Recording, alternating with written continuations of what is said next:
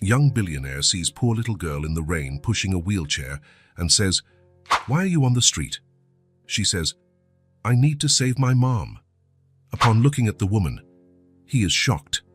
The rain fell hard on the deserted road, creating a curtain of water that reduced visibility to just a few feet. Liam Cordell kept his eyes fixed on the asphalt, gripping the wheel of his black BMW tighter than necessary. The digital clock on the dashboard read 11:15 p.m. Too late for someone with a meeting scheduled for 7 the next morning. "Damn storm," he muttered to himself, adjusting the windshield wipers to maximum speed. The winding road that led to his secluded mansion in the hills was dangerous even on sunny days. In this rain, it became a challenge. But Liam Cordell wasn't a man who backed down from challenges. That wasn't how he had turned his father's small company into a billion-dollar empire. His cell phone rang, and the name Richard Klein, attorney, appeared on the car's integrated display. Liam sighed before answering. "Go ahead." "Mr. Cordell, the Chinese are adamant about the intellectual property clauses. They're threatening to back out of the deal if we don't make concessions. We're not giving up anything else," Liam cut in sharply. "If they don't sign by tomorrow, reach out to Yamamoto Industries. The Japanese have been begging for this partnership for months." "But sir, this could delay the entire project." "Just do as I say, Richard." He ended the call without waiting for a reply. Silence returned to the car, disturbed only by the rhythm of the wipers and the drumming of rain on the roof. Cordell Enterprises was his greatest pride. In 12 years, since his father's death, he had transformed the family business into a global powerhouse. His face had graced the covers of major business magazines, and his personal fortune grew each quarter. A flash of lightning briefly illuminated the road, followed by the roar of thunder. Liam slowed down even more, straining his eyes to see the path. That's when his headlights illuminated something on the shoulder, a figure moving slowly in the torrential rain. "What the hell?" he murmured, instinctively slowing down. As he got closer, the scene became clear. It was a child, a small girl, soaked by the rain, pushing with difficulty what looked like an old wheelchair. In the chair, there was a woman who seemed unconscious. His first instinct was to keep going. It wasn't his problem, probably some local family caught in the storm, or maybe homeless people. That's what social workers and charities were for. But something about the image of that child, struggling to push the chair along the muddy road, made him hit the brakes. The car stopped a few feet ahead. In the rearview mirror, Liam saw that the girl continued on her way, as if she hadn't noticed the luxury vehicle. "Damn it," he grumbled, grabbing the umbrella from the passenger seat. As he got out of the car, the wind nearly tore the umbrella from his hand. The rain hit him sideways, soaking his designer pants and ruining his Italian shoes. He walked over to the girl, who finally stopped when she saw him approaching. Liam knelt before her. Water streamed down the child's face, mixing with what could have been tears. "Why are you out on the street?" he asked, raising his voice to be heard over the storm. The girl looked up. Even in the heavy rain, her determination was evident. "I need to save my mom," she replied, with an urgency that broke Liam's heart. He turned to look at the woman in the wheelchair. Her frail body was covered by a thin, completely soaked coat. Her face, partially hidden by wet strands of hair, was tilted to the side. As he gently pushed the hair away to get a better look, Liam was shocked. His entire body froze, as if he had been struck by lightning. The air left his lungs, and a cold that had nothing to do with the rain ran down his spine. It was Ariel, his older sister. Thinner, paler, visibly ill, but unmistakably Ariel.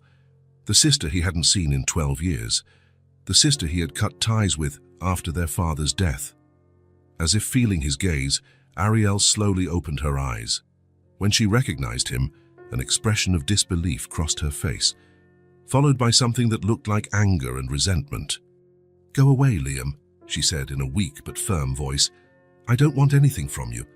The little girl looked confusedly from one to the other. "Do you know each other?" Liam could barely process what was happening. His sister, once so strong and determined, now reduced to this state. And with a daughter, a niece he didn't even know existed. "What happened to you?" he asked, ignoring the hostility in her words. It's none of your business, Ariel replied, trying to sit up straight in the chair, but lacking the strength. Ellie, let's go.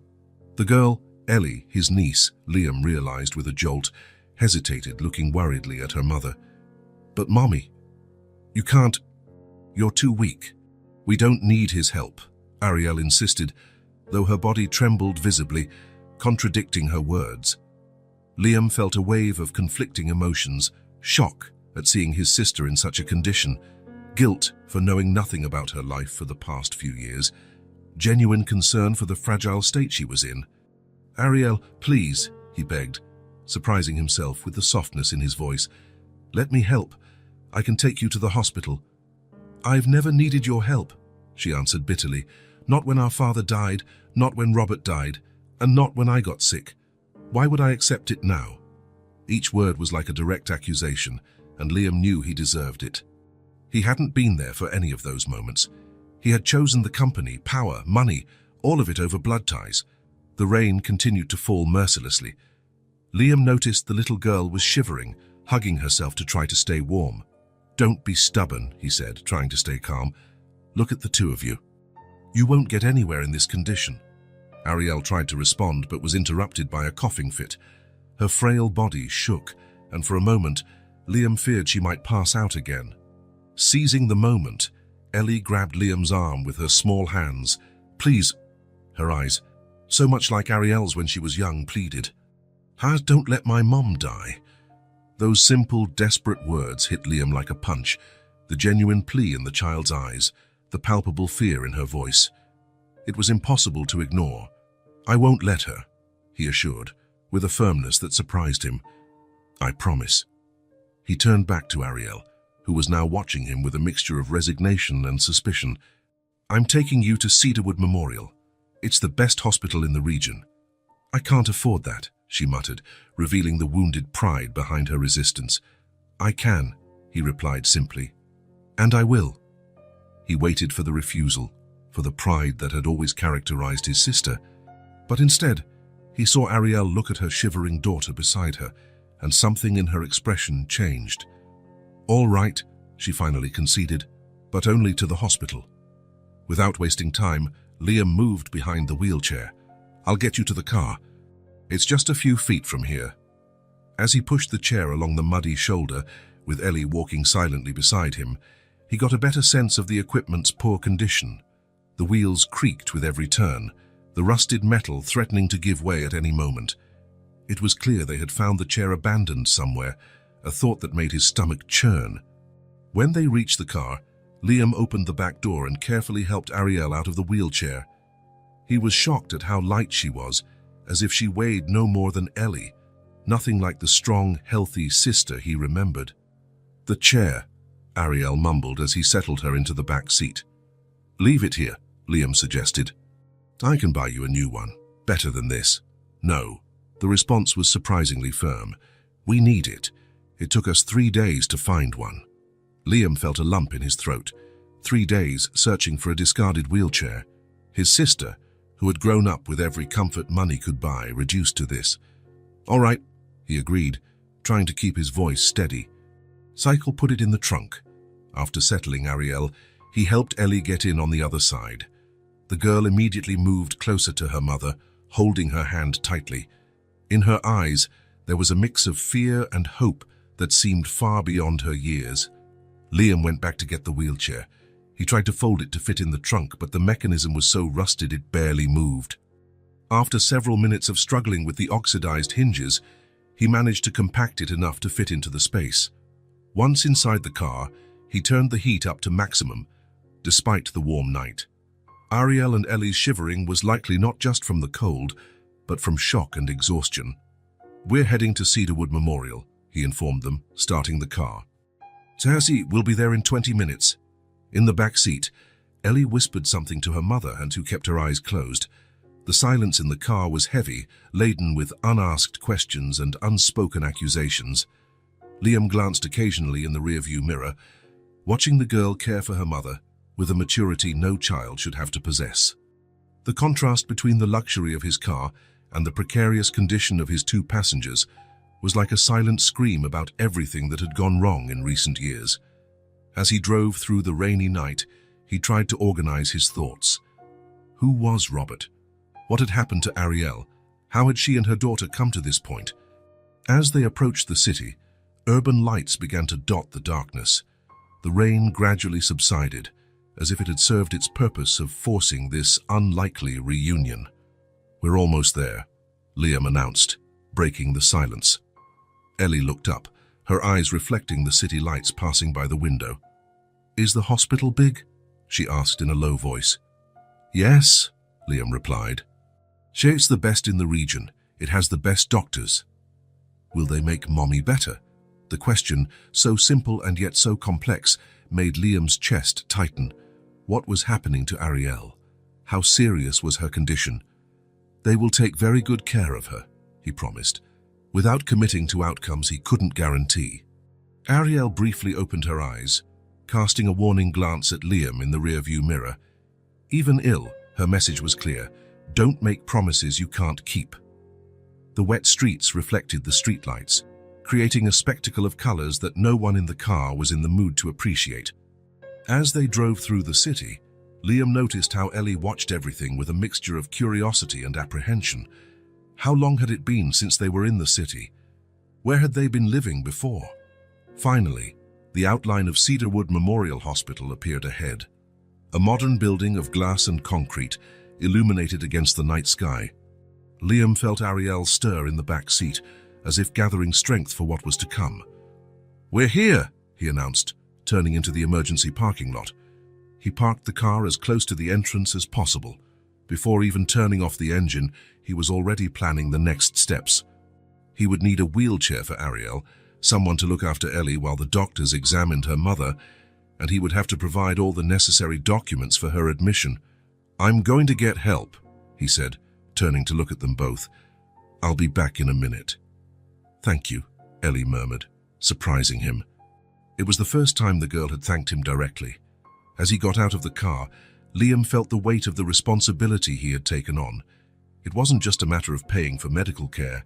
It was his sister, his family, a bond he thought he had broken 12 years ago, but which now proved stronger than time and grudges.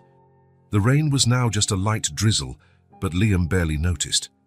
With determined steps, he headed towards the emergency entrance, determined to do everything in his power to help Ariel. As he walked, a realization hit him. Of all the roads, on all the nights in that storm, he had found his sister, the sister who hated him, the sister he had abandoned. And now, her life was literally in his hands. The irony was not lost on him. The man who had everything, money, power, respect, suddenly realized he had lost what truly mattered along the way. Family, and maybe, just maybe, fate was giving him a second chance. Cedarwood Memorial gleamed like a monument to modern medicine. With its glass and marble walls, state-of-the-art equipment, and a staff composed only of the best specialists, it was where the region's elite treated their ailments and paid fortunes for it. Liam knew the hospital director, Dr. Lawrence, well. They had met at charity dinners where Liam always made a point to appear, not out of altruism, but because it was good for business to be seen as a philanthropist. Now, that connection proved valuable. "Mr. Caudill, what a surprise to see you here at this hour," Dr. Lawrence greeted, extending his hand. Liam shook the doctor's hand firmly. "I need your best team, Lawrence. Now." Minutes later, Ariel was being wheeled on a gurney to the emergency area. Her pale skin contrasted with the white hospital sheets, and her eyes remained half-closed, as if fighting off exhaustion required all her strength. Ellie didn't want to be separated from her mother, clinging to the edge of the hospital blanket. "Honey, you need to wait out here," a nurse said gently. "Your mom is going to have some tests." "No," the girl protested. "I want to stay with her." Ariel tried to lift her hand to touch her daughter's face, but the gesture seemed to require immense effort. "Ellie, stay with—" She hesitated, glancing briefly at Liam before continuing. "Stay with your uncle for a bit. I'll be right back." The girl looked at Liam hesitantly as the gurney with her mother was wheeled into the examination room. A nurse handed Liam forms to fill out, and he realized he knew practically nothing about his sister's current life. Current age, address, emergency contacts, allergies, Medical history?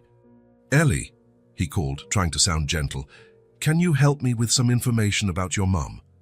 The girl approached slowly, still staring at the door through which Ariel had disappeared. What kind of information? Well, it's been a long time since I've seen your mum.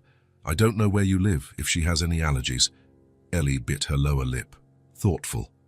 I used to live at 47 Maple Street, apartment 3C, but we don't live there anymore. The mean man wouldn't let us stay. Liam understood immediately. Eviction. Exactly what they had been going through on the road. And before your mum got sick, did she work? Yes, she used to sew for a shop. She made beautiful dresses. The girl's face lit up a little as she spoke. Sometimes she made dresses for my dolls with the scraps. Liam felt a pang in his chest. Ariel had always been talented with handicrafts. When they were kids, she used to make cloth dolls for him. Small memories he had left behind, along with so many other things. Does your mum take any medicine? Yes, some white pills. But they ran out a long time ago, and Mommy said they were too expensive. Each new piece of information was like a punch to the gut. The situation was worse than he had imagined. And your dad? He asked, trying to sound casual. Ellie's eyes lowered.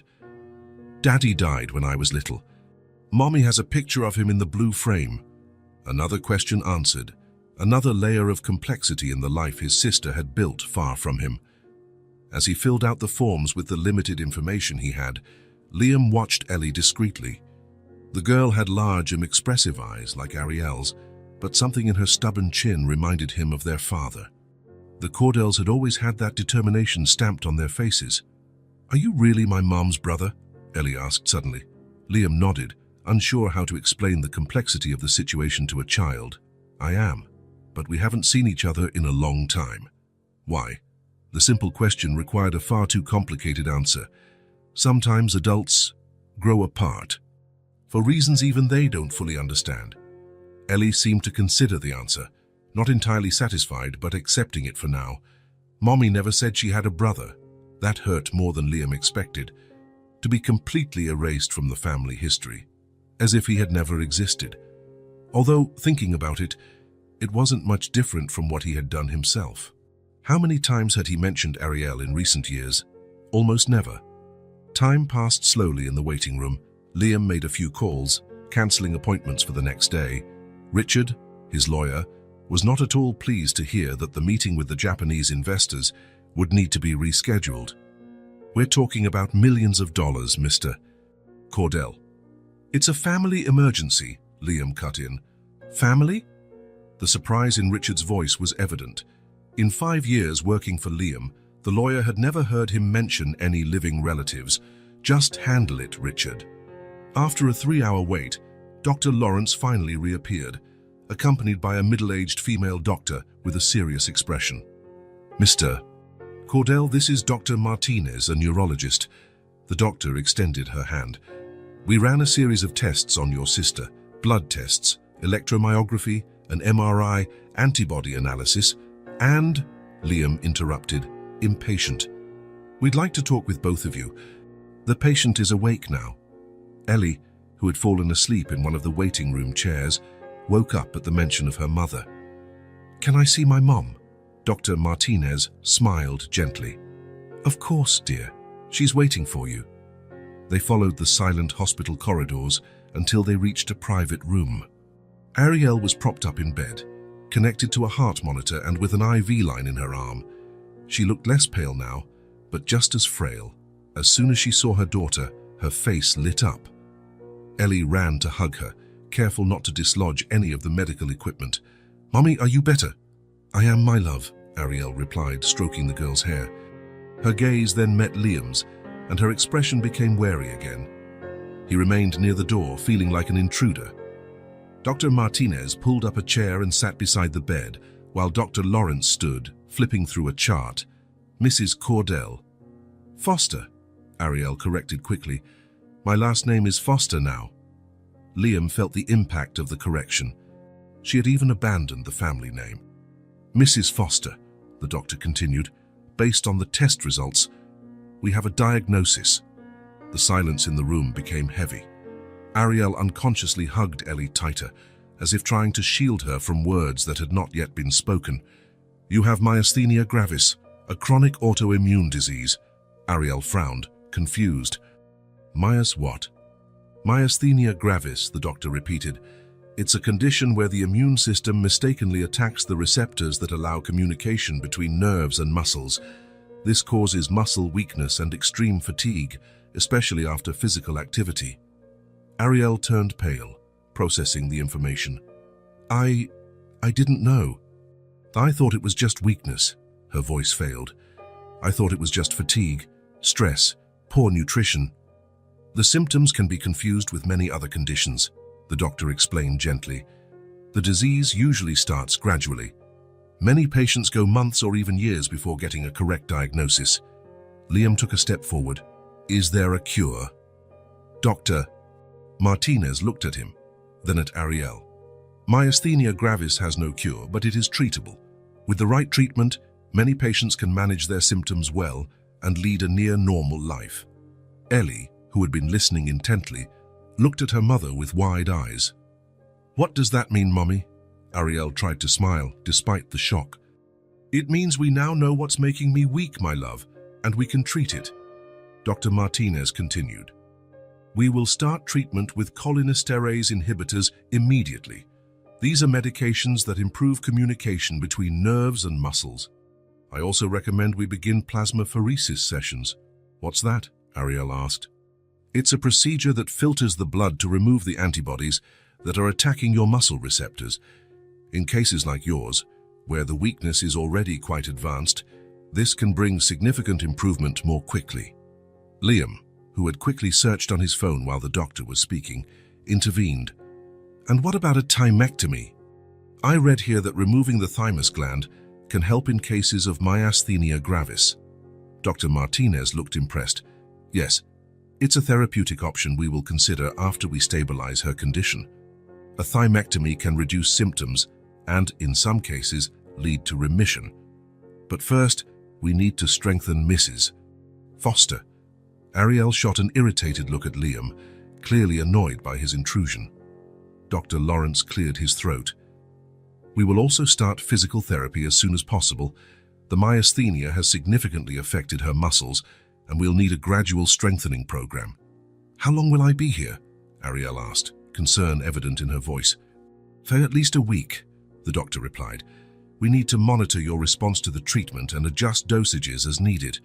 We also want to ensure there are no myasthenic crises, which can affect the respiratory muscles." Ariel closed her eyes for a moment, and Liam could see the weight of that reality falling on her. A chronic illness, expensive treatments, and a young daughter to raise. How much does all this cost?" she asked in a low voice. Before either doctor could answer, Liam stepped forward. "Don't worry about that, it's all covered." Ariel opened her eyes, staring at him with a mixture of gratitude and resentment. "We need to start treatment immediately," Dr. Martinez insisted. "Every day of delay could mean more damage." Ariel took a deep breath, looking at her daughter nestled against her chest. "I accept. But," she stared directly at Liam, "this doesn't change anything between us." The doctors exchanged uncomfortable glances, sensing the tension between the siblings. "We'll leave you alone for a moment," Dr. Lawrence suggested. "Our nurses will be in shortly to start the medication." When the door closed, the silence in the room became almost palpable. Ellie looked confusedly from one adult to the other, feeling the tension but not fully understanding it. "Ellie," Ariel called softly, "can you get me a glass of water? There's a pitcher over there on the small table." The girl nodded, happy to have a task. While she was busy with the water, Ariel turned to Liam, speaking in a low voice. "Don't think this changes anything. As soon as I'm better, we're going our own way. Ariel, please, you're sick. Ellie needs stability. Let me help. Now you care." The bitterness in her voice was almost tangible. 12 years, Liam. 12 years without a word, a call, nothing. "You didn't reach out to me either," he retorted, immediately regretting his defensive tone. "Why would I after what you did?" She shook her head. "Let's not argue about this now." Not in front of her. Ellie returned with the glass of water, watching the adults with curiosity. "Is everything okay, Mommy?" "Yes, my love." Ariel forced a smile, taking a sip of water. "Thank you." A nurse entered the room, carrying a tray with medications. "Time for the first dose, Mrs. Foster. This will help with the muscle weakness." As the nurse administered the medicine, Ellie climbed onto the bed next to her mother, careful not to get in the way. "Is Mommy going to die?" she asked suddenly, her small voice betraying the fear she was trying to hide. The entire room seemed to freeze at the question. The nurse stopped what she was doing, looking at Ariel, who looked as if she had been slapped. "No, my love," she finally replied, pulling her daughter close.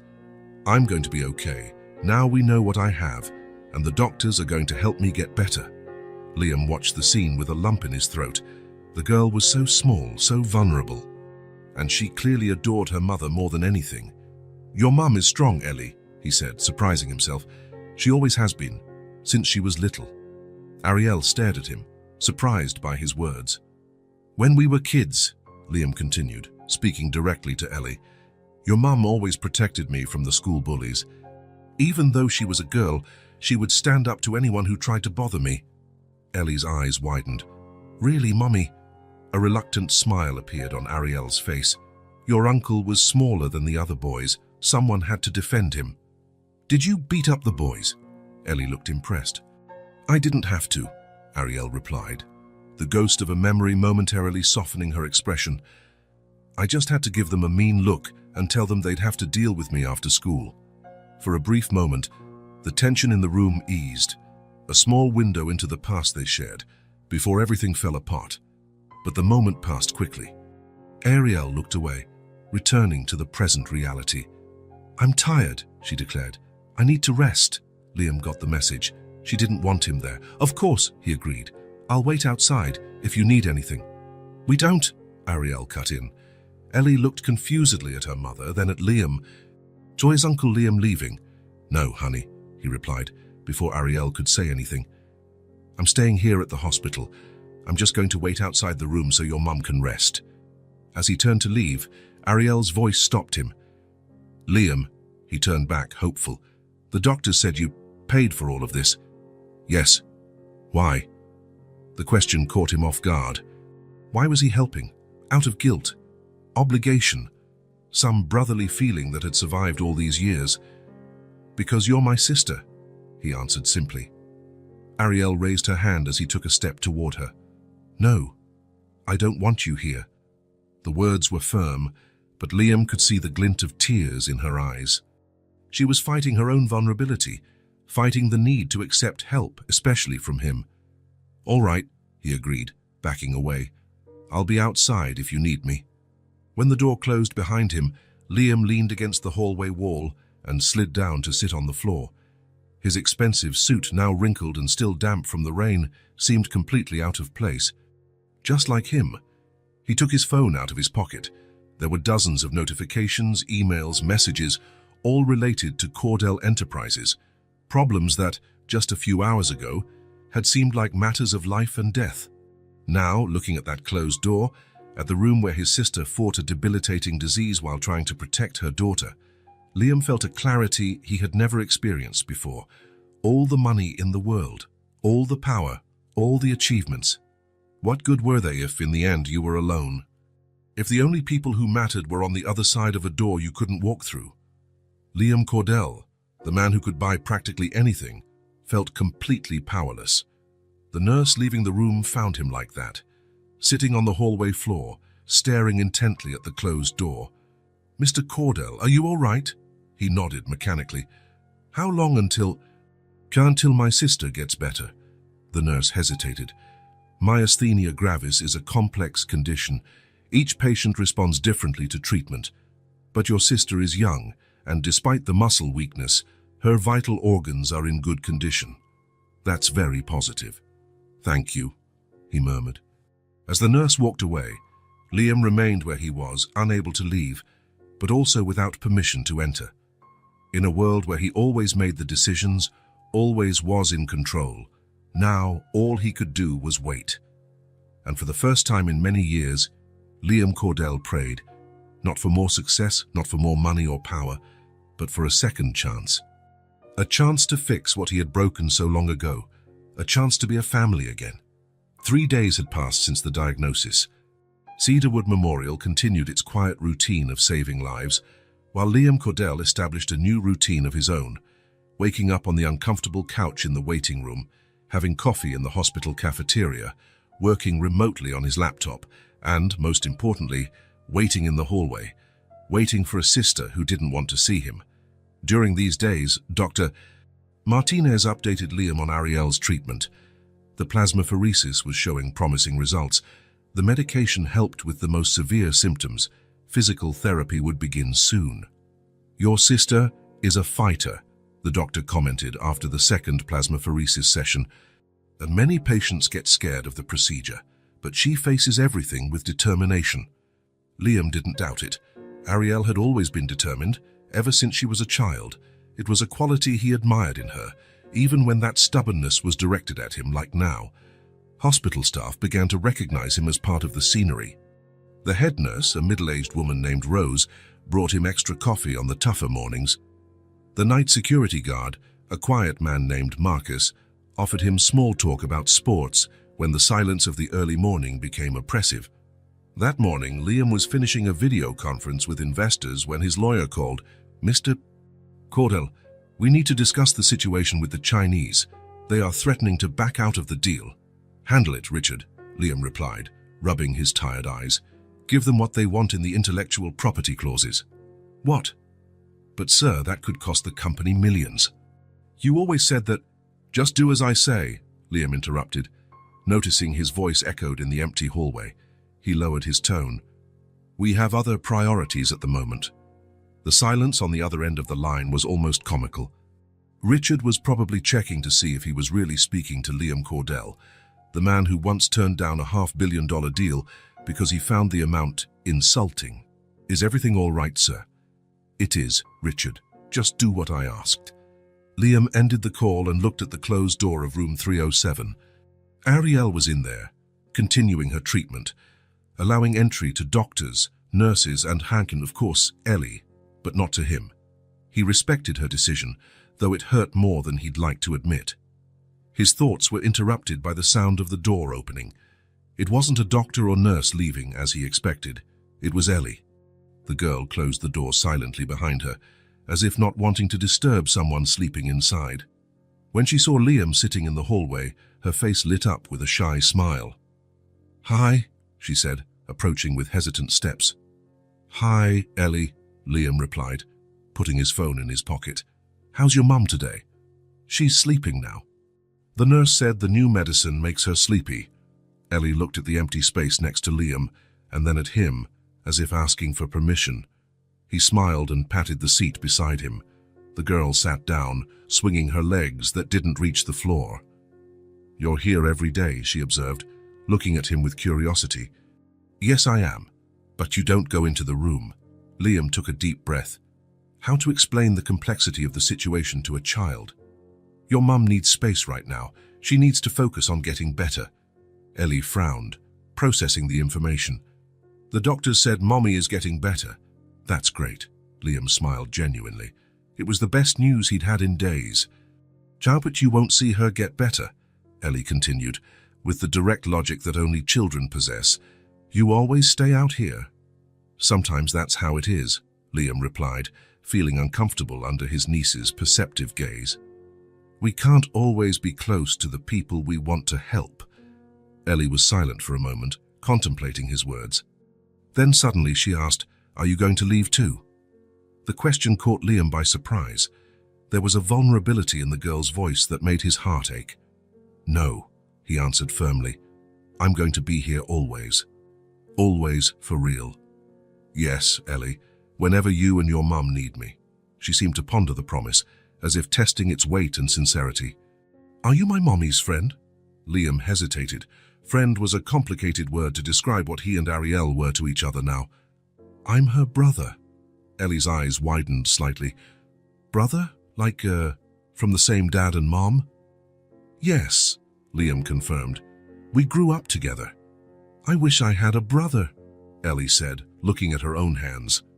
The confession, so simple and sincere, hit Liam deeply. He thought of his own childhood, of playing with Ariel, of their fights, their reconciliations. Despite everything that had happened since, those memories remained intact, precious. "Brothers are special," he said softly, "but sometimes we make mistakes." "What kind of mistakes?" Liam looked up at the ceiling, searching for words, how to summarize years of wrong choices, of distorted priorities, of wounded pride. "I did wrong things, Ellie. I'm trying to fix them." The girl studied him with those large, curious eyes, so much like Ariel's when she was young. "My teacher says that when we do something wrong, we have to say sorry and try to do better next time." Liam smiled at the simplicity of the solution. "Your teacher is very wise. That's exactly what I'm trying to do." "Will Mommy forgive you?" The million-dollar question. Liam sighed. "I don't know, Ellie, I hope so. But even if she doesn't, I'll keep trying." Ellie nodded, as if she perfectly understood the complexity of the problem. Then, to Liam's surprise, she placed her small hand on his. "I wish you would stay with us." The simplicity of the wish, the implicit trust in those words, hit Liam like a wave. This child who barely knew him, already accepted him, already wanted to include him in her small family. He took a deep breath, fighting the emotion rising in his throat. "Me too," he finally replied, his voice hoarser than he intended. They sat in silence for a few minutes. Liam watched Ellie out of the corner of his eye. Despite the difficult situation, she maintained an admirable resilience. Dressed in simple clothes, probably bought at some cheap department store, she still exuded a dignity that reminded him of Ariel. "Do you like ice cream?" he asked suddenly. The girl's face lit up. "I do. My favorite is strawberry. There's a coffee shop downstairs that serves ice cream. What do you say we go get some?" "We can bring some for your mum too, for when she wakes up." Ellie hesitated, looking at the room door. "What if Mommy wakes up and can't find me? We'll leave a message with the nurse, and we'll be back in a flash." After considering for a moment, Ellie nodded, sliding off the chair. Liam stood up, his back aching after hours of sitting in the hallway. They went down to the cafeteria together, where Liam bought a strawberry ice cream for Ellie, a vanilla one for himself, and a chocolate one for Ariel. "It's her favorite," Ellie informed him. While they savored the treat, the girl seemed more relaxed, almost like a normal child enjoying a common moment. "Your dad," Liam began cautiously. "What was he like?" Ellie licked her spoon before answering. "He was nice. He played the guitar and sang funny songs to me, but I was very little when he died. I only remember a little bit." "I'm sorry," Liam said sincerely. "Mommy has pictures of him. She shows them to me sometimes and tells stories." Ellie paused, stirring her ice cream. "After he died, Mommy got very sad." Liam nodded, encouraging her to continue if she wanted to. "After my dad died, everything got hard," she continued, her eyes fixed on the melting ice cream. "Mommy got sick and lost her job." The casual way she spoke of hardships that no child should know broke Liam's heart. "A man used to come and yell about the rent," Ellie went on, her voice getting smaller. "He would bang on the door and say ugly words. Mommy would tell me to go to my room, but I could still hear." Liam clenched his fist under the table. The image of Ariel facing an aggressive landlord alone, while protecting Ellie, made his blood boil. "One day they cut the power." Ellie's voice trembled slightly. "Mommy lit candles, and we pretended it was an adventure. But it was cold, and sometimes there was nothing to eat." Every word was like a stab wound. While Liam lived in his mansion, dined at expensive restaurants, and closed million-dollar deals, his own sister and niece were going hungry and cold. The contrast was too brutal to ignore. Liam felt the weight of every word, ashamed of how absent he had been. Entire years of their lives lost forever, while he pursued more money, more power, more recognition. "But Mommy always said we were going to be okay," Ellie completed with a moving confidence. "She promised, and Mommy always keeps her promises." Liam swallowed hard, unable to speak for a moment. "Your mom is very strong," he finally said. "Yes," Ellie agreed with pride. "The strongest in the world." When they finished their ice cream, they returned to room 307. Ellie carefully carried the cup of chocolate ice cream for Ariel. "Thanks for the ice cream, Uncle Liam," she said, stopping in front of the door. The term uncle caught him by surprise. It was the first time Ellie had called him that, and it sounded strangely right. "You're welcome, Ellie." She hesitated, her hand on the doorknob. "Don't you want to come in?" "Just for a little bit." Liam shook his head gently. "Better not. Your mum needs to rest." "But you're her brother," Ellie insisted, with the unshakable logic of children. "Family stays together when someone is sick. The teacher said so." "Sometimes it's complicated, Ellie, because of the wrong things you did." "Yes." Ellie considered this for a moment. "If you say you're really sorry, I think Mommy will forgive you. She always forgives me when I do something wrong." The girl's confidence in her mother's capacity for forgiveness was touching, though probably naive. Liam's mistakes weren't like forgotten homework or a broken toy. "I hope so, Ellie," she smiled at him, a smile that lit up her whole face. "Go, I'll put Mommy's ice cream in the mini-fridge until she wakes up, and I'll tell her you bought it." "Thank you." With a final wave, Ellie entered the room, closing the door silently behind her. Liam returned to his post in the hallway, but something had changed. There was a thread of hope now as thin as a spider's web, but present nonetheless. Ellie was becoming a bridge between him and Ariel, a bridge that maybe, just maybe, his sister would eventually cross. Hours later, when night had fallen, Liam was almost dozing in the uncomfortable chair when the room door opened again. He expected to see a nurse, but it was Ellie, now wearing borrowed hospital pajamas. "Uncle Liam," she called in a low voice. "Mommy ate the ice cream." "That's good," he replied, shifting in his chair. "Did she like it?" Ellie nodded. "She asked who bought it. I told her it was you." "And what did she say?" Ellie bit her lip, hesitant. "She didn't say anything, but she ate it all." To Liam, that was a small miracle. Ariel hadn't refused something from him.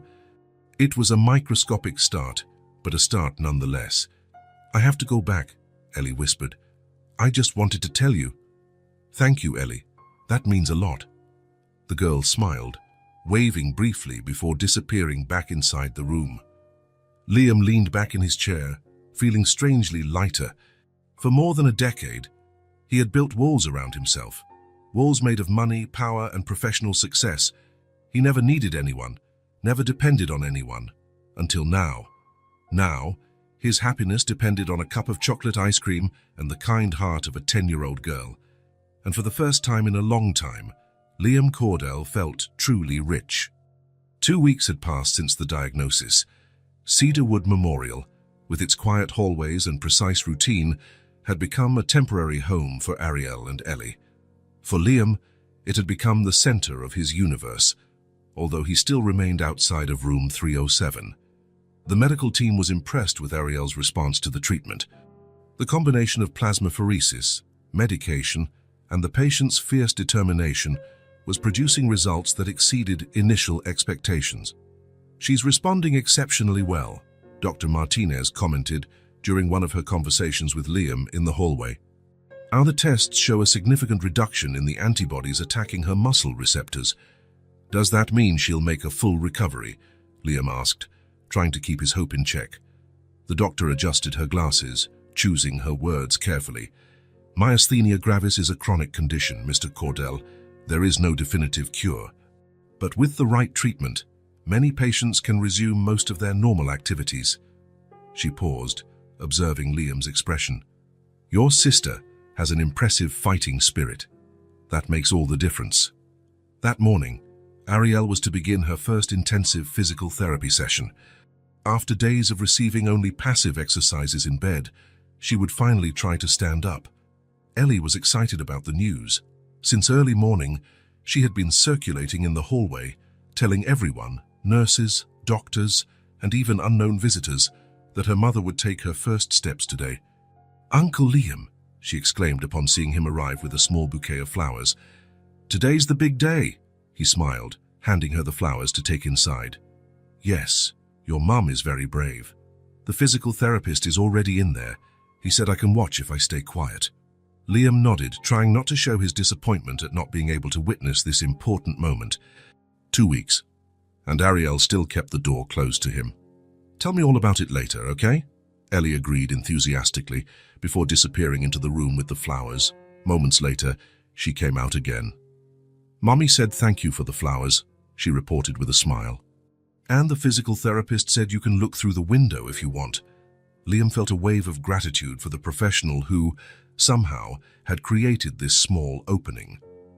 The room's window faced the inner hallway and was usually kept with the blinds closed, but today, apparently, they were partially open. "I don't know if your mom would like that," he replied cautiously. The physical therapist already asked her. He said it would be good to have family support. With his heart racing, Liam followed Ellie to the window. The blinds were open enough for him to see inside the room without being too invasive. Ariel was sitting on the edge of the bed, wearing a simple sweatsuit that Liam had bought for her at the hospital gift shop. Her hair was tied back in a messy ponytail, and her face, though still pale, had more color than in previous weeks. The physical therapist, a middle-aged man with a kind expression, was kneeling in front of her, explaining something Liam couldn't hear. Ariel nodded, her face a mask of absolute concentration. "We're going to try standing up today." The therapist's voice was audible now. "Don't worry if you don't succeed on the first try. I'm here to support you." Ellie pressed her face against the window, her eyes shining with anticipation. Liam stayed a little back, just enough to see without being easily noticed. Carefully, the therapist positioned himself in front of Ariel, holding her forearms. "We'll use the technique we practiced. First, push with your hands against the mattress to give yourself a boost. Then, transfer your weight to your legs while I support you." Ariel took a deep breath, closing her eyes for a moment. When she opened them again, they held a fierce determination that Liam recognized immediately. It was the same look she had when, as a teenager, she decided nothing would stop her from achieving something. With a calculated move, she pressed her palms against the mattress and pushed her body up.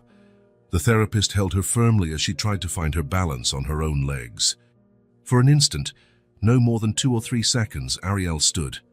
Her body trembled with the effort, but she was there, lifted from the ground for the first time in weeks. "Very good," the therapist exclaimed when she had to sit down again, exhausted from the effort. "So that was excellent for a first attempt." Ellie clapped silently from the outside, her face lit up by a huge smile. Liam felt a lump in his throat, too emotional to speak. "Shall we try one more time?" the therapist suggested, after a few minutes of rest. Ariel nodded, determined.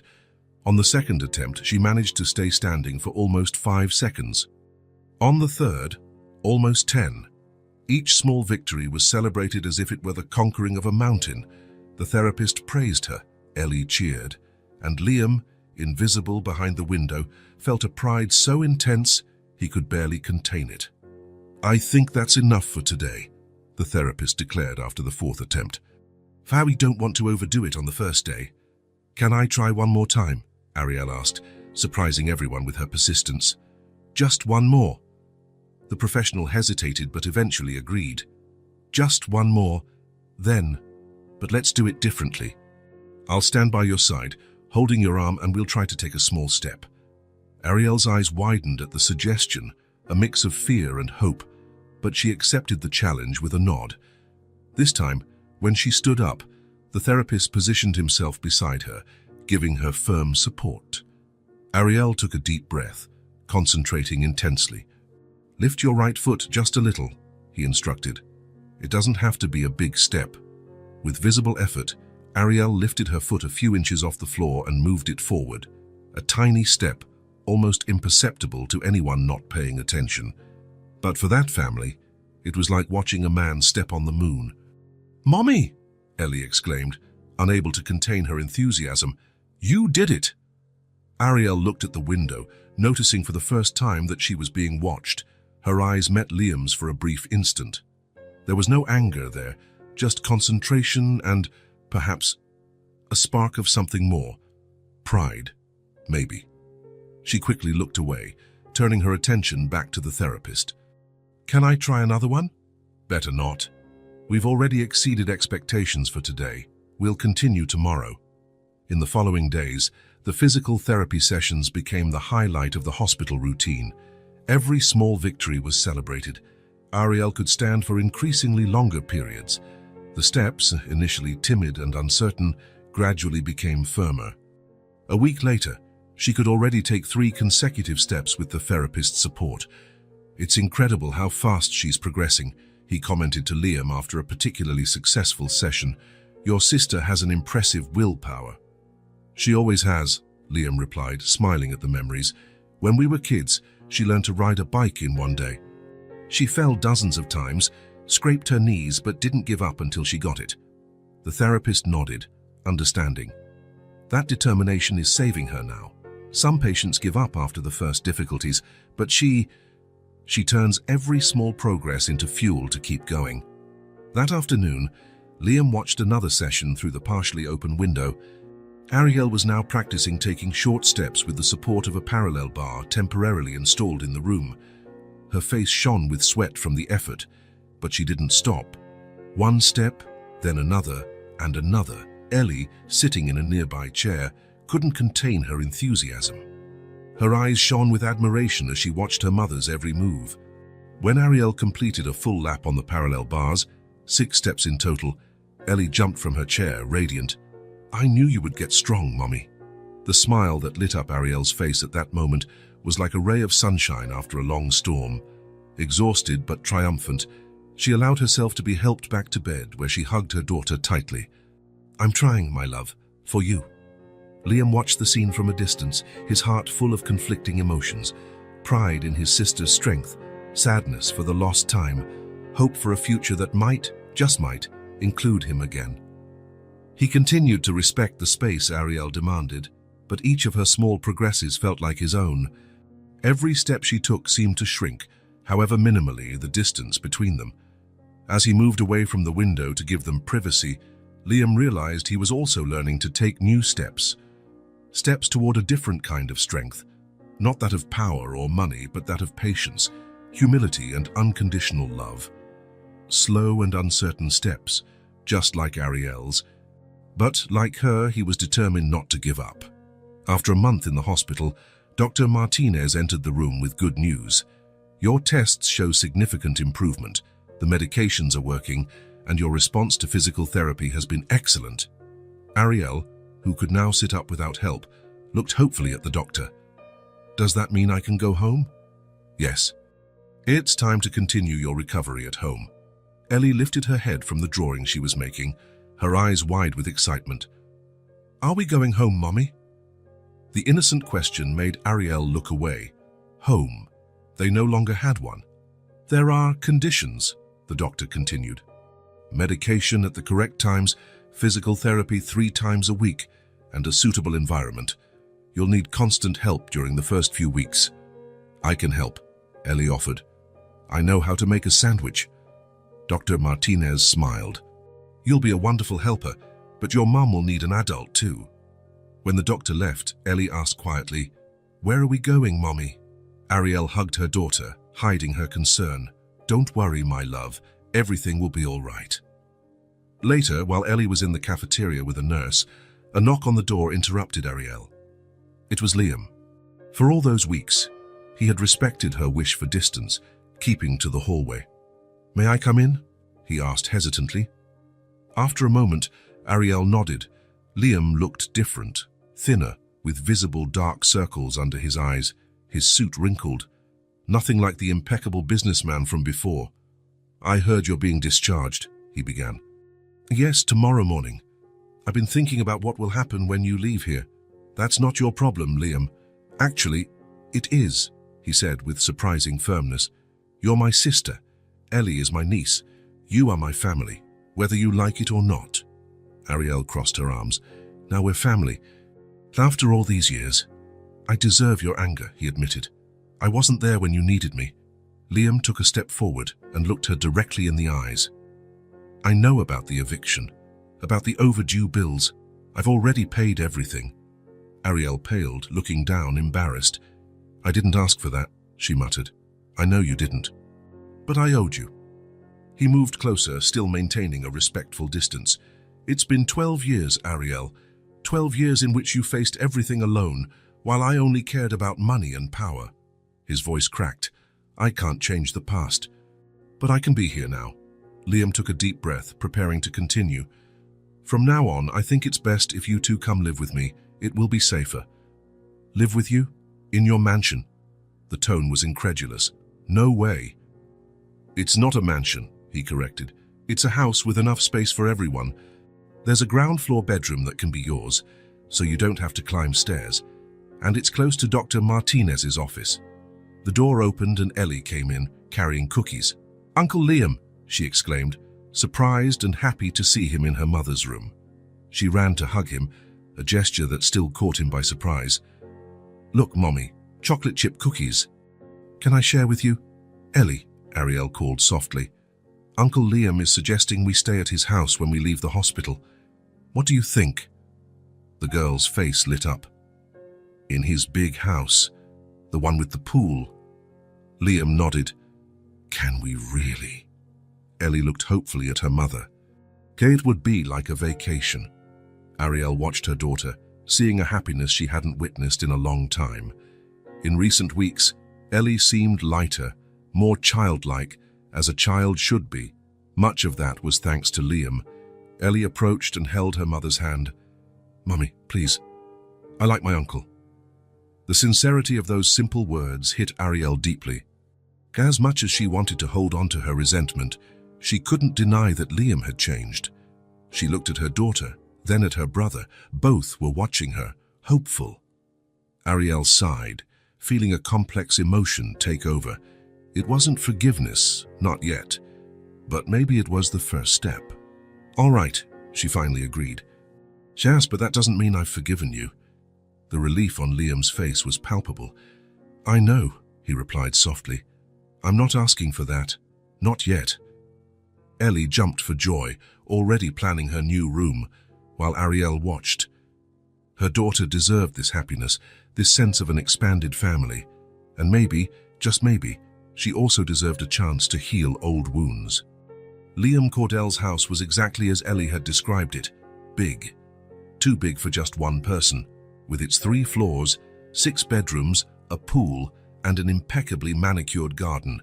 A mansion that screamed success and money, things Ariel had always considered superficial. The private driver parked smoothly in the circular driveway.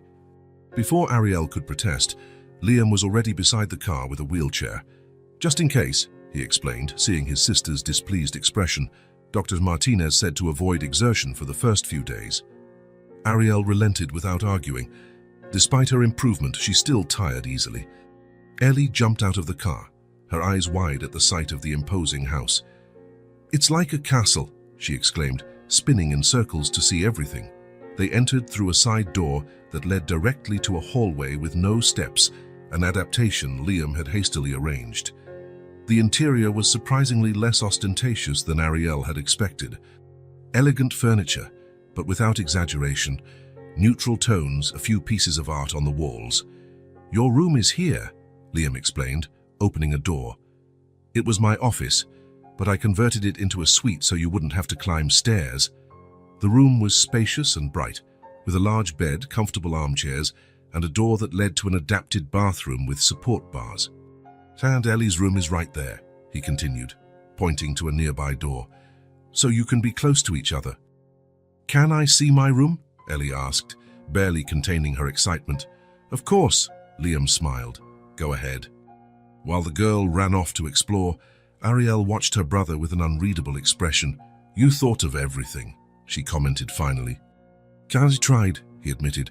I hired a nurse who will come a few hours a day to help with physical therapy and whatever else is needed, and a housekeeper who will take care of the cleaning and meals. Liam, this is all necessary, he completed firmly. Please, Ariel, let me do this. She nodded, too tired to argue. The first few days were strange. Ariel felt like an intruder in a world that wasn't hers. The staff were kind, but their constant presence bothered her. She was used to doing everything herself, even when sick. Ellie, on the other hand, adapted quickly. She was enchanted by the garden, the huge TV in the living room, the kitchen always stocked with treats she could never have, the housekeeper, Mrs. Palmer, a middle-aged woman with a kind face. taught her how to bake cookies on rainy afternoons. Liam was spending less time at the office now. He came home earlier, often bringing small gifts, a book for Ellie, flowers for the table, craft magazines he knew Ariel liked. He tried not to be intrusive, respecting his sister's space, but was always present. A week after the move, Ariel could already walk short distances without help. The private physical therapist, hired by Liam, was impressed with her progress. "You're determined," he praised, after a particularly demanding session. "That makes all the difference." That evening, after dinner, while Ellie watched cartoons with Mrs. Palmer, Ariel decided to try something new. Leaning on her cane, she walked slowly to the side porch of the house. The cool night air was comforting, and she felt refreshed as she sat in one of the comfortable chairs arranged there. The sky was clear, dotted with stars. Ariel couldn't remember the last time she had simply looked at the stars, without immediate worries about bills, food, or medicine. She was lost in thought when she heard soft footsteps behind her. "May I join you?" Liam asked, hesitant. She nodded, indicating the chair beside her. For a few minutes, they sat in silence, just watching the sky. It wasn't a comfortable silence like that of siblings who know each other well, but it also wasn't as tense as in their first interactions at the hospital. "Thank you," Ariel said finally, "for all of this. For the treatment, the house, for taking care of Ellie." Liam shook his head. "Don't thank me. It's the least I can do after everything." Another silence followed, heavier this time. Years of hurt didn't disappear in a few weeks of forced cohabitation. "She looks like you," Liam commented after a while. "Ellie, she has your smile and the same determination."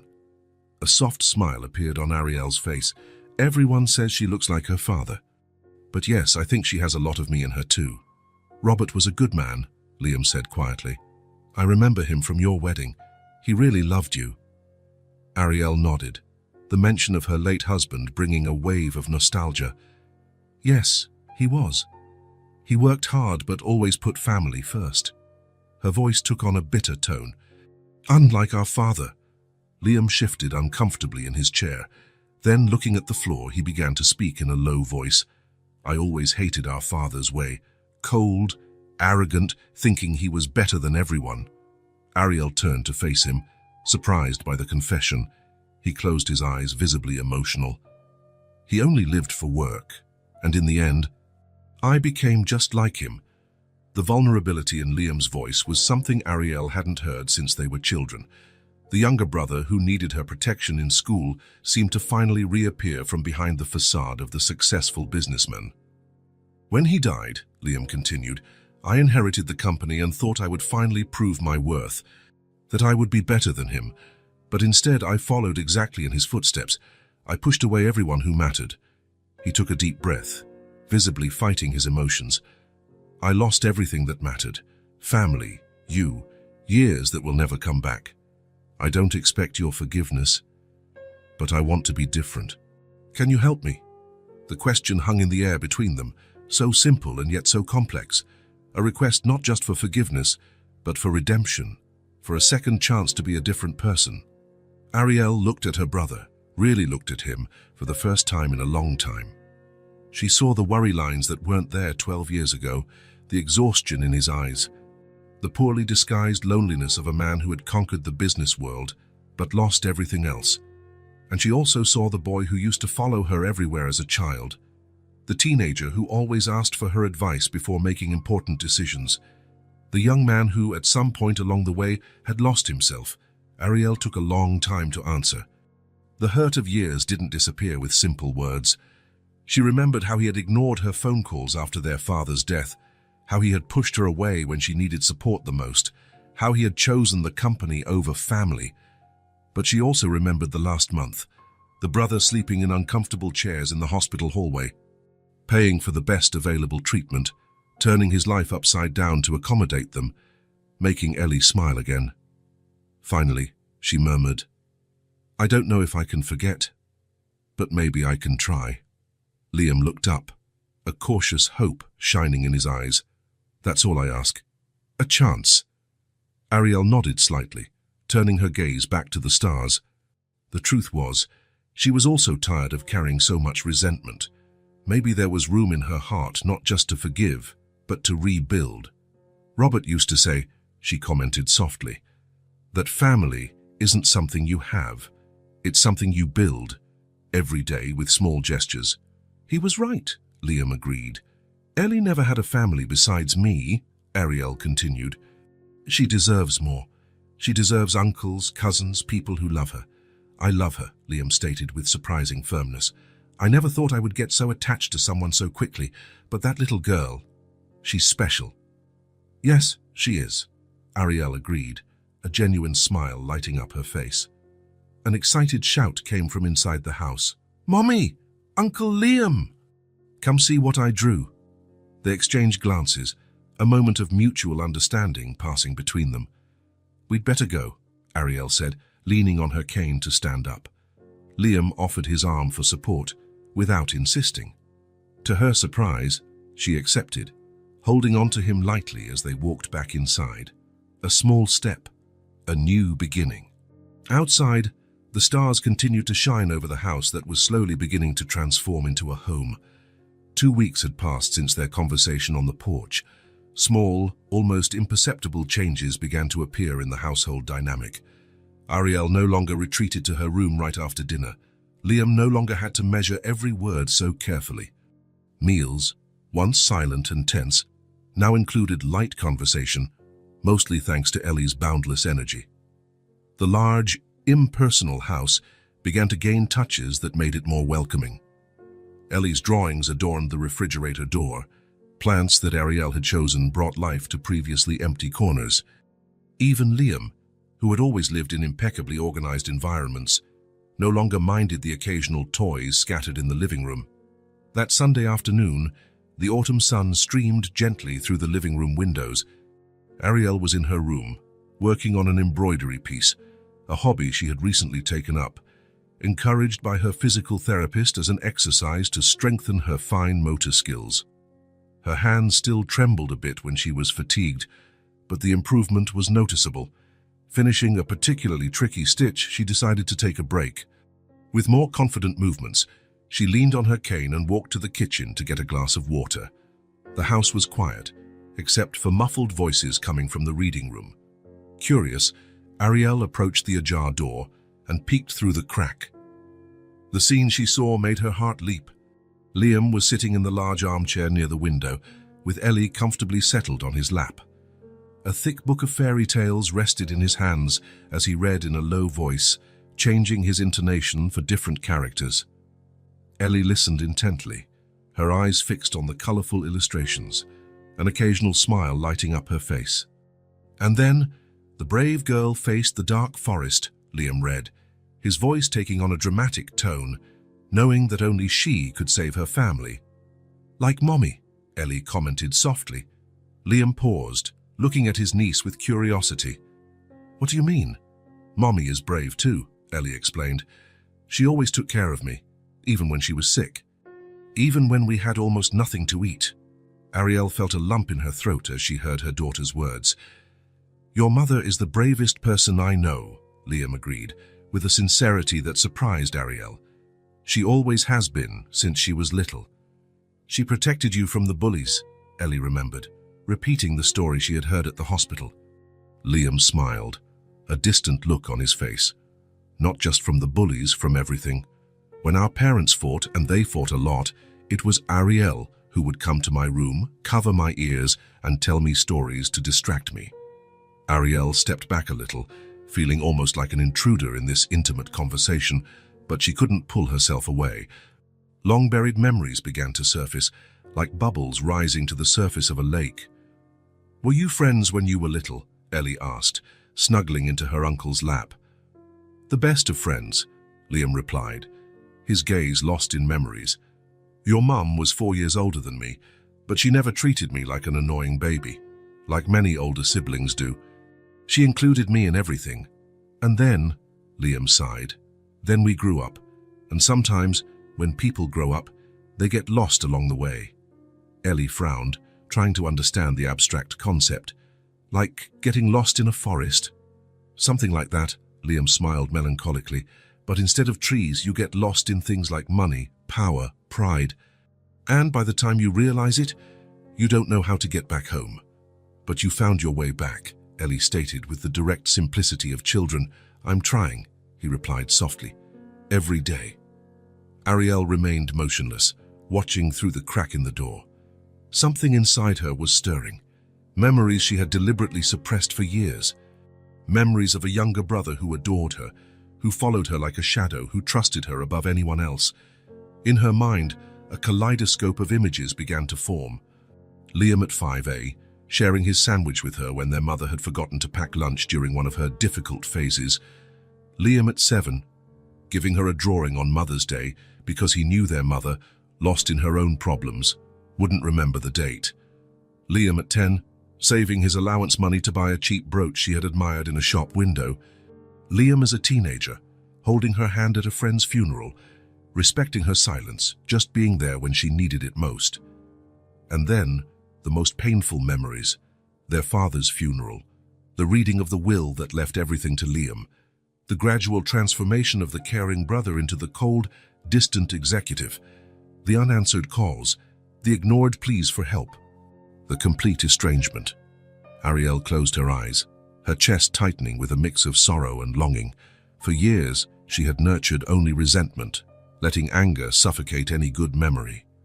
But now, watching Liam with Ellie, the genuine care in his eyes, the kindness in every gesture, something was changing inside her. It was as if a long locked door was beginning to open, letting in a light she had denied for too long. In the reading room, Ellie pleaded, "Tell me another story about Mommy when she was little." Liam smiled, closing the storybook. "Did you know your mom taught me how to ride a bike? Our dad was always busy, and our mom, well, she had her own problems. So it was Ariel who saved up her allowance, fixed up an old neighbor's bike, and taught me. I fell so many times my knees were all scraped up. I wanted to give up, but she wouldn't let me." "Mommy never lets us give up," Ellie agreed. "Exactly. She would say, 'Get up, try again, you can do it, Liam.' And you know what? By the end of that day, I was riding all by myself."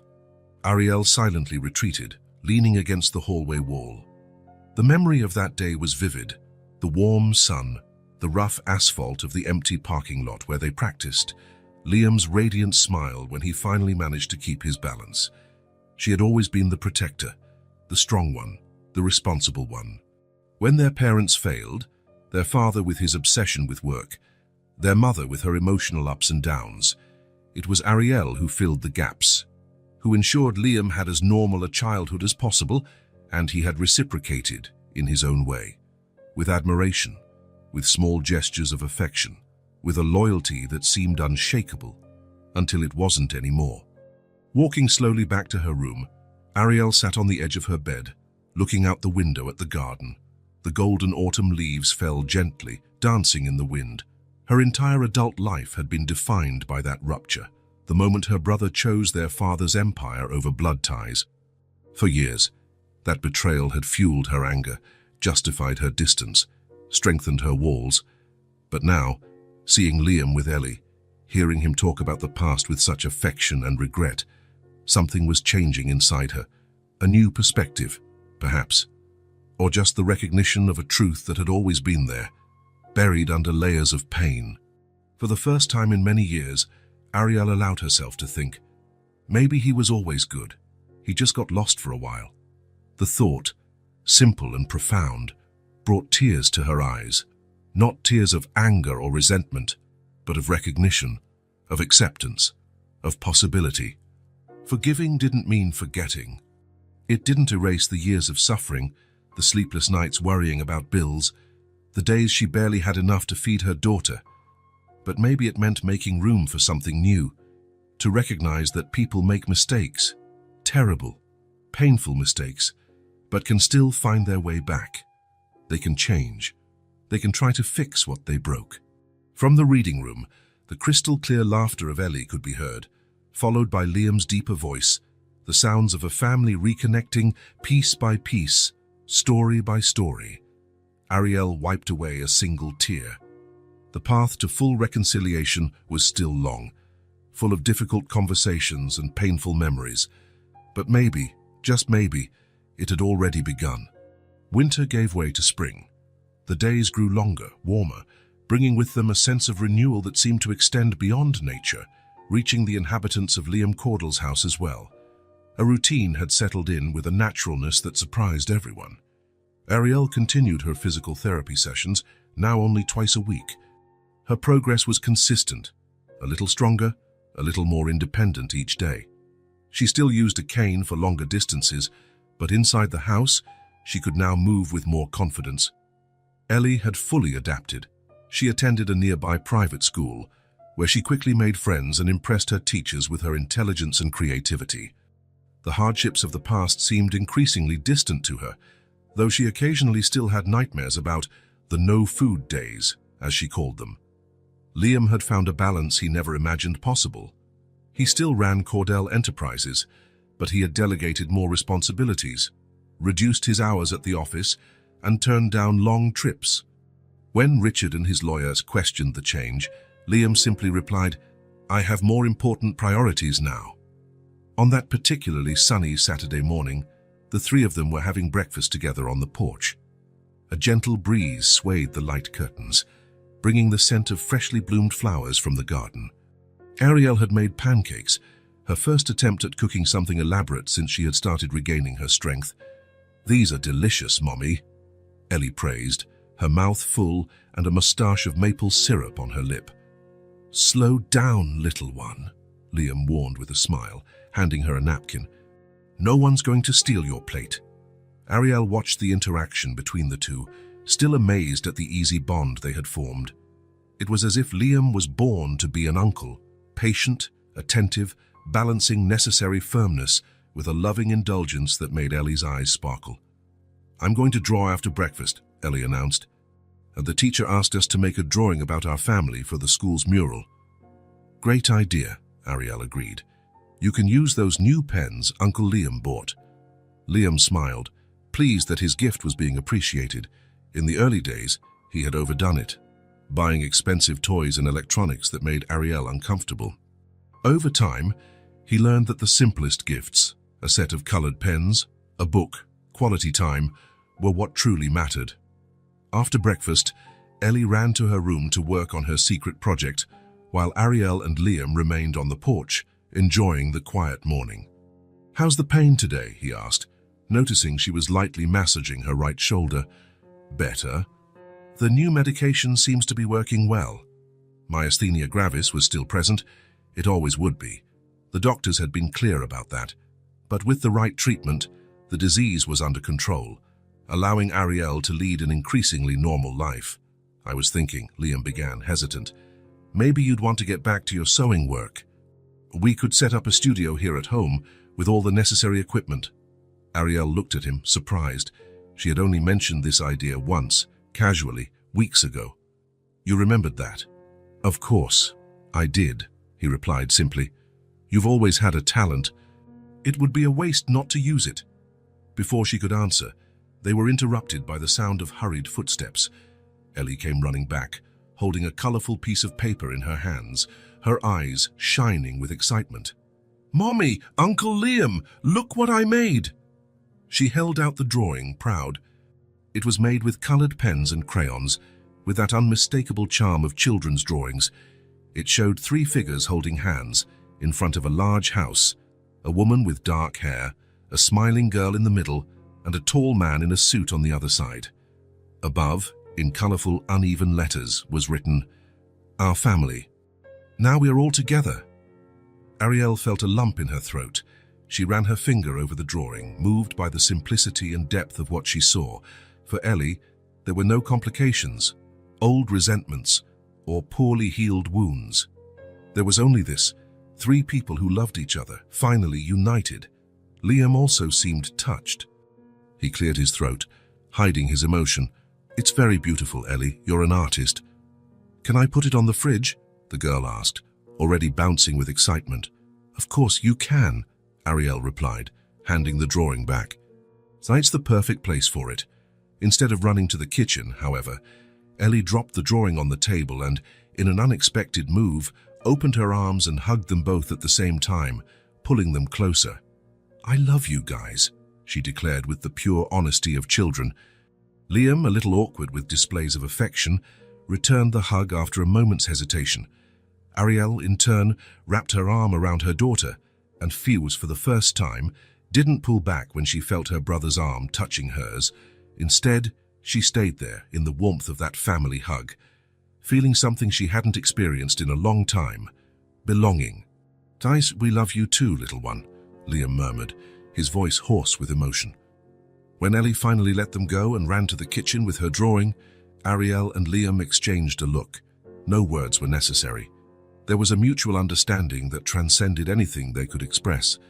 The rest of the spring passed peacefully, giving way to a bright summer. Ariel's physical therapy sessions became more spaced out, and her progress continued to surprise the doctors. At a follow-up appointment, Dr. Martinez observed, impressed, "You are responding exceptionally well to the treatment, much better than most patients with your initial condition." "I have good reasons to get better," Ariel replied simply. That afternoon, as Dr. Martinez discussed medication adjustments with Liam, Ariel watched the city life outside the office window. People rushing, cars, life going on as normal. Less than a year ago, she was on the other side of that window, struggling to survive day by day, fearing for Ellie's future, carrying the weight of the world alone. Now, despite the chronic illness, she felt stronger than she had ever been. In the following weeks, Ariel began to work on her sewing project. Liam, true to his word, had set up a complete studio in the spare room next to hers, equipped with professional sewing machines, mannequins, quality fabrics, and everything else she could possibly need. At first, she only sewed for Ellie. Simple dresses, colorful skirts, small pieces that made her daughter feel special. Soon, however, the mothers of her school friends began to notice the clothes and ask where they had been purchased. "You could turn this into a business," Liam suggested one evening, as he watched Ariel work on a new design. "High exclusive, handmade children's clothes with quality materials. There's a huge market for that." Ariel hesitated, unsure. "I don't know if I'm ready for something like that." "You don't have to do it all at once," he replied. "Start small, just for Ellie's friends. If you like it, you can expand gradually." The idea planted itself in her mind. Maybe, over time, she could really build something of her own, not to compete with Liam's empire, but to regain the independence she had always valued. The summer wore on, bringing hot days and starry nights. On one particularly pleasant afternoon, Ariel decided to do her exercises in the garden, enjoying the mild late-day sun. Ellie was playing on the lawn, chasing soap bubbles that Mrs. Palmer was blowing for her. Her hair, longer now, danced in the wind as she twirled and jumped, her face lit by the sun and the pure joy of childhood. Ariel watched the scene, leaning on her cane. Following the physical therapist's instructions, she let go of the support and took a few careful steps. 1, 2, 3. Each unsupported step was still a small victory. She was so focused on the exercise that she didn't notice Liam approaching until he spoke. "You're doing very well." Ariel smiled, feeling proud of her progress. "A few more months and I might not even need the cane for short distances," she replied. They stood side by side, watching Ellie, who had now convinced Mrs. Palmer to play tag. The sound of childish laughter filled the air like music. "She's happy," Liam commented. "Yes, she is. Happier than I've seen her in a long time." A comfortable silence settled between them. It was no longer the tense silence of the first days at the hospital, nor the cautious silence of the first months of living together. It was the silence of two people who finally found peace in each other's presence. Suddenly, in a gesture that surprised them both, Liam reached out and took Ariel.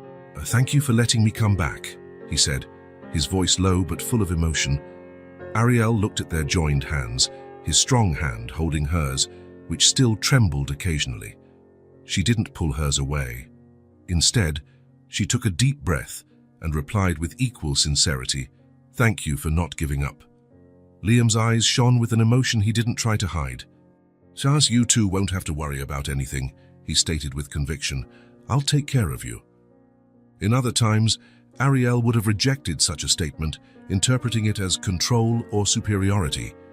But now, Knowing the new Liam, or perhaps the real Liam who had always existed beneath the executive's facade, she understood the promise for what it truly was, a commitment of love, not a demonstration of power. In that moment, Ariel believed him, not just the words, but the man who spoke them, the brother she had rediscovered, the family they were rebuilding. Ellie noticed them talking and ran towards them, her face flushed from playing, her eyes shining with happiness. "Mommy, Uncle Liam, come play with me." "Go on," Ariel encouraged, seeing Liam's hesitation. "I'll watch from here." He smiled, gently squeezed her hand before letting go, and ran to join his niece in the game. Soon, the always impeccable Liam Cordell had his hair disheveled and his shirt untucked, laughing like a boy as he tried to catch Ellie, who nimbly escaped. Ariel watched the scene with a full heart. How could life change so much in such a short time? How could such deep wounds begin to heal? How could fate turn a night of despair into a new beginning? On the horizon, the sun began to set, painting the sky with shades of orange and pink. The gentle breeze rustled the leaves of the trees, creating a natural melody that mixed with the laughter of Ellie and Liam. The house that once seemed too big, too cold, was now filled with something that no expensive decoration could provide: love, forgiveness, hope, a second chance. As Liam pretended he couldn't catch Ellie, letting her slip through his fingers, his eyes met Ariel's for a brief moment. A smile formed between them, not the polite, distant smile of their first meetings, but a genuine, knowing, familiar smile.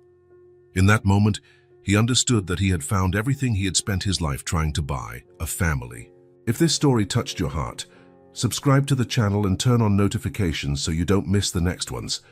Leave a like, because it helps this story get recommended to more people. See you in the next story.